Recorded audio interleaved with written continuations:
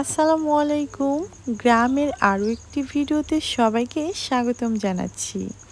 আজকের ভিডিওতে দেখানো হবে গ্রামীণ পরিবেশে বসে কিভাবে আমরা সবসময় রান্না করে থাকি আর সেটা তৃপ্তি সহকারে সবাই মিলে খাই।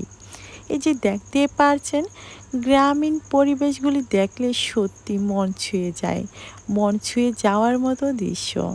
এখানে পুকুর পাড়ে চলে আসলাম 1 কিলো গরুর মাংস ধোয়ার জন্য। দেখতেই পারছেন পুকুরের পরিষ্কার পানি দিয়ে সেগুলিকে ধুয়ে নিচ্ছি। আহ, কি যে শান্তি সেটা আর বলে বোঝানো যাবে না। যখন পুকুরের পানিতে হাত দিচ্ছি মনে হচ্ছে একদম কলিজাটা সহ ঠান্ডা হয়ে যাচ্ছে এই গরমে। এদিকে কিছু হাঁসও চলে আসলো কিছুক্ষণের মধ্যে।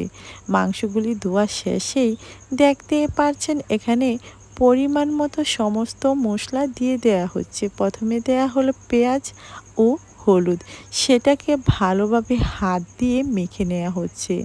গরুর মাংসটা যদি হাত দিয়ে সুন্দরভাবে মেখে নেওয়া হয় তাহলে সেটার স্বাদ যে আরও বেশি বেড়ে যায়। এখানে 3টি তেজপাতা ধুয়ে নিয়ে গরুর মাংসের সাথে দিয়ে দেয়া হচ্ছে।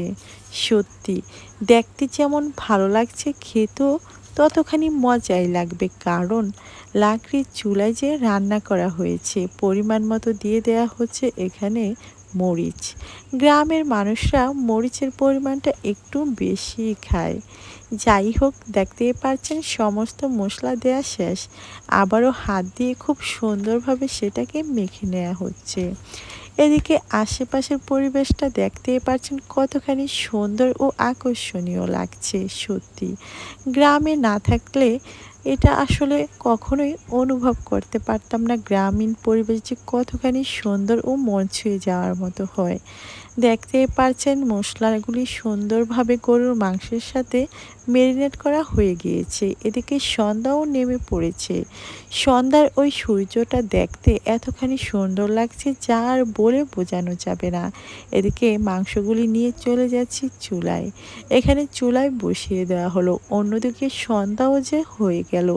এই যে দেখতে পারছেন লাকড়ির চুলায় কিভাবে রান্নাটা করে নেওয়া হচ্ছে। আর গরুর মাংসটা দেখতে অসম্ভব মজার হয়েছে, আর খেতেও না অনেক বেশি ভালো লেগেছে। ভিডিওটি ভালো লেগে থাকলে অবশ্যই পেজটিকে ফলো করুন। ধন্যবাদ।